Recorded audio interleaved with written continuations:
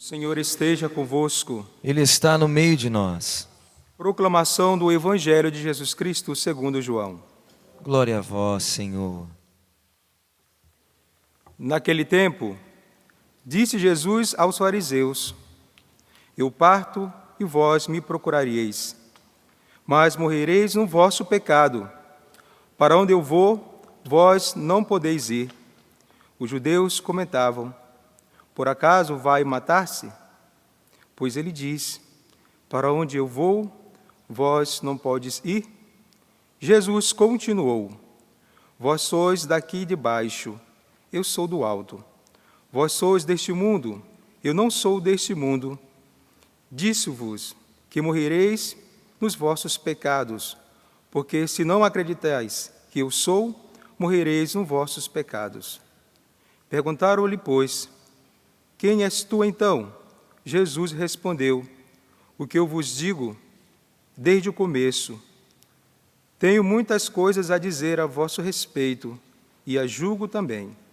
Mas aquele que me enviou é fidedigno, e o que eu ouvi da parte dele é o que falo para o mundo. Eles não compreenderão que lhes estava falando do Pai. Por isso Jesus continuou: Quando tiverdes elevado o Filho do Homem, então sabereis que eu sou, e que nada faço por mim mesmo, mas apenas falo aquilo que o Pai me ensinou. Aquele que me enviou está comigo. Ele não me deixou sozinho, porque sempre faço o que é do seu agrado. Enquanto Jesus assim falava, muitos acreditaram nele. Palavra da salvação. Glória a vós, Senhor.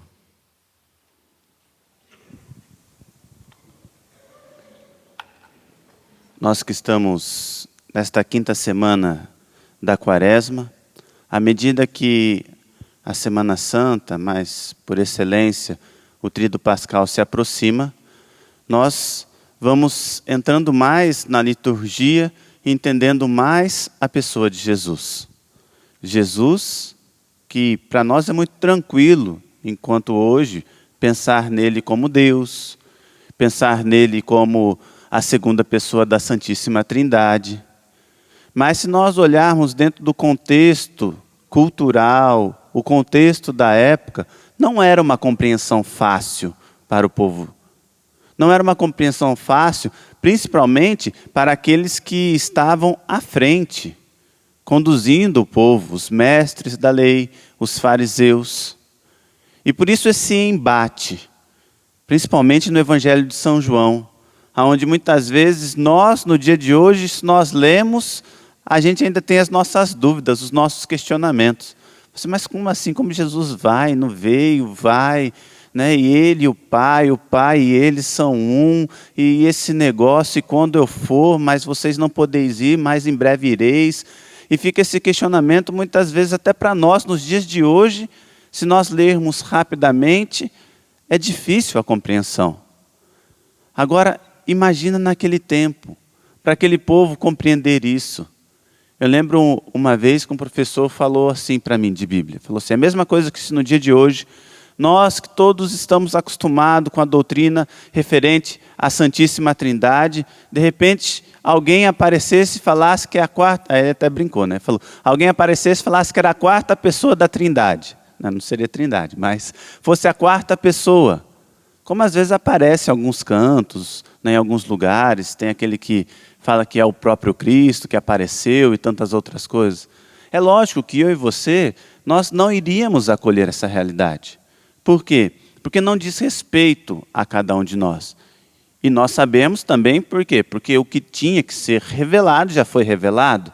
Então não tem mais nada de novidade. Por isso que os fariseus, por isso que os mestres da lei, eles ficavam doidos quando Jesus começava a ensinar dessa maneira. Quando Jesus começava a mostrar para eles que ele era o Messias, que ele era o Senhor. Mas espera aí, como você pode ser o Messias? Como você pode ser o Senhor se você não é este homem que vai vir e trazer a libertação política, se você não é este homem poderoso que vai reunir um exército ao seu lado, não, você que, e aí eles achavam que acreditavam e sabiam, né, quem era o Messias, o ungido, você que não veio de Belém, você que não nasceu, você que nasceu, mas de uma família. Então, são questionamentos que iam entrando na cabeça do povo. Por quê? Porque, acima de tudo, a compreensão deles ficava num contexto intelectual. Porque, pelo outro lado, de outra forma, Jesus, através do seu ensinamento, mas muito mais, através da sua vida, do seu testemunho, ele conseguia demonstrar que sim, que ele era o Messias, que ele era o Cristo, portanto, que ele era o ungido.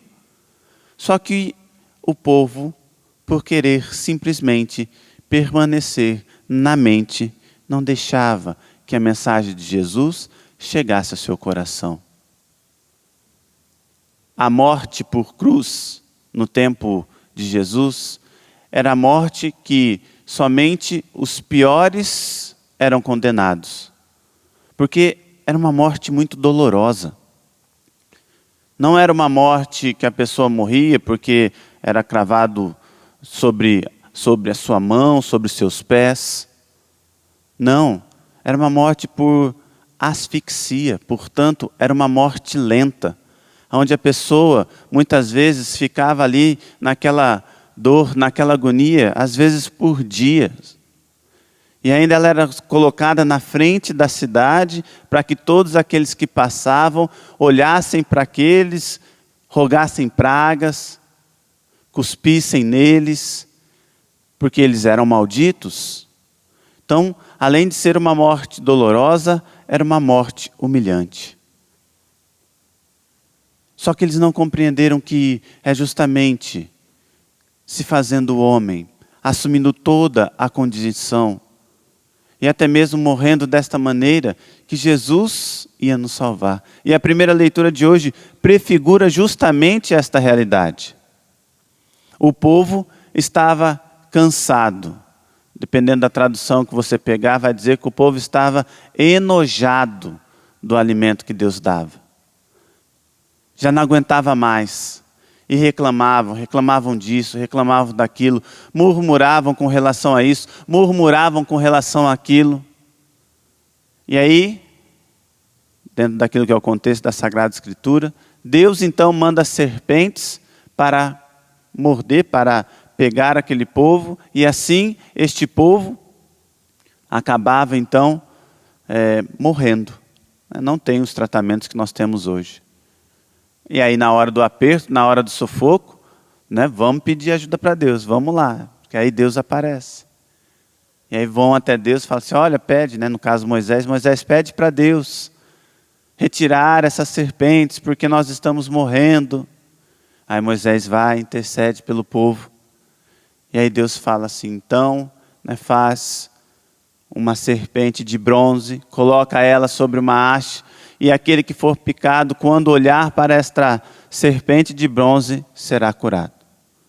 Até mesmo aqui, né, demonstra que a questão de fazer ou não fazer imagem é uma questão interpretativa, que no nosso caso, eu acredito que nós interpretamos correto. Não está no fato de uma imagem, né, porque o próprio Deus pediu para Moisés fazer a imagem da serpente. Mas para dizer que nós, muitas vezes, só buscamos a Deus também na hora da dificuldade.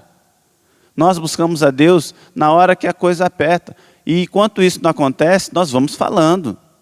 Nós vamos falando mal, nós vamos criticando as coisas, nós não vamos encontrando Deus naquilo que é o positivo, nós não vamos encontrando Deus através das situações, nos momentos, nas dificuldades, mas a hora que não tem mais solução aparente, aí a gente vai ao encontro de Deus. Aí a gente pede para Ele. Aí a gente pede ajuda a Ele. E aí demonstra também a misericórdia de Deus. Ao longo deste ano, que é um ano jubilar, portanto é um ano de alegria, é um ano onde a igreja está vivendo o ano da misericórdia, sempre quando acabo lendo a Sagrada Escritura, quando me preparo para a missa, não tem como. Eu acabo me voltando para a misericórdia de Deus. E Deus, como dizia o Papa, no livro também, O Nome de Deus é Misericórdia, ele fala, Deus, ele não se cansa de perdoar. Porque coloca eu e você nessa situação. O povo está reclamando, o povo está falando mal, o povo, tudo que a gente faz, nada agrada. Você ia chegar e falar assim, não, então vamos lá, vou dar mais uma chance, vou perdoar, vou fazer. Talvez 1, 2, 3 vezes nós até agiríamos assim. Mas como Deus fez, depois de ter provado para aquele povo que Ele era Deus, mas a misericórdia de Deus vai além. E a misericórdia de Deus salva o povo no tempo de Moisés, o povo de Israel, da morte. Mas da morte enquanto carne. Já Jesus não. Jesus é necessário não só uma figura de bronze, não só uma imagem de bronze, mas é necessário que o próprio Deus feito homem se deixe morrer, ou seja, ele passa por toda a sua paixão, que daqui a alguns dias nós vamos ver, para uma vez que for levantado, até então, aquilo que era sinal de perdição, aquilo que era sinal de condenação, a pior condenação possível, venha se tornar sinal de salvação, venha se tornar sinal do amor e da misericórdia de Deus. Porque não há vida no sentido corporal, mas acima de tudo, a vida no sentido completo do todo, aonde corpo, alma, nós somos então resgatados por Cristo Jesus. Que a liturgia, acima de tudo, a cada dia que passe, possa fazer com que o nosso coração seja mais agradecido a Deus. Que até mesmo os nossos erros, as nossas falhas, que até mesmo muitas vezes o nosso afastar de Deus, pela murmuração, por tantas outras situações que nós fazemos, realizamos, não permita que eu e você deixe de viver a Semana Maior, a Semana Santa. Mas que ao contrário, que a cada Eucaristia que nós participarmos, até o Tríduo Pascal, nos aproxime mais de Cristo, mais do sentido pleno de salvação, que o ato da cruz. Que aos olhos dos homens, principalmente do tempo de Jesus, parecia perdição, mas que hoje, pela graça do Espírito, nós entendemos que na verdade se tratava de um ato de salvação. Louvado seja nosso Senhor Jesus Cristo.